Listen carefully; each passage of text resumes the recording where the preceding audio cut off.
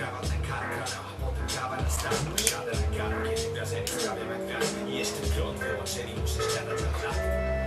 Jest, że nie było wcześniej tak. W kręgosłup jakiś ból męczny i boleśnie tkwi tam. Może dysk mi wypada do bliskiej. Tak skąd, bo komu bije dzwon, temu bije dzwon.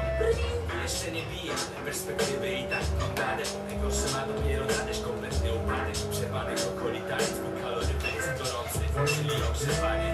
To nie jest miłe, nie jest dobrze. Jest tyle o tyle, że przyszła jesień znowu. Ja znowu przeoczyłem i znowu czas mnie nadgryzł. Ten czas, co ma zęby nie lika. Wszystko przez ten kaloryfer. Jak to jest, że nieoczekiwanie. Centralne ogrzewanie, tak stopno mi się z przemijaniem. Przekleństwa, CTC zęby, jest na co cedzić. Kiedy jesień mnie nachodzi bez zapowiedzi.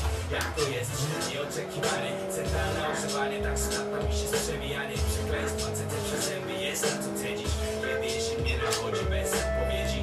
Do dziś trudno tak na wstępie orzucać. Żyłem z myślą, że jest jakoś późny sierpień, może wczesny wrzesień, ale mimo wszystko lato w pełni. A tu jesień mi utknęła przez grzejnik. Taki wyrok bez sądu, bez prokuratorów. Następna jesień, strach pomyśleć, która to już bez zapowiedzi, bez jednego słowa wcześniej. Szczecińskie ciepłownictwo mnie doświadczyło tak boleśnie. Klisze, ale już gaśnie płomyk dla mnie i tak strasznie boli, że czas mnie goni nieustannie. Czas, co włączył ogrzewanie tak mięsnie. A może krzyknąłem właśnie chwilą trwa i wiecznie. I nagle myśl błyskasz pewnie pogrzebie mnie. Żeby wyrwać tej jesieni choćby jeden dzień, więc chuj z kaloryferem zakręcam go nie bez obaw. Czy to się uda? Nie wiem, warto spróbować. Jak to jest, że nieoczekiwanie. Centralne ogrzewanie, tak sprawdza mi się z przemijaniem. Przekleństwa, CTC zęby, jest na co cenić.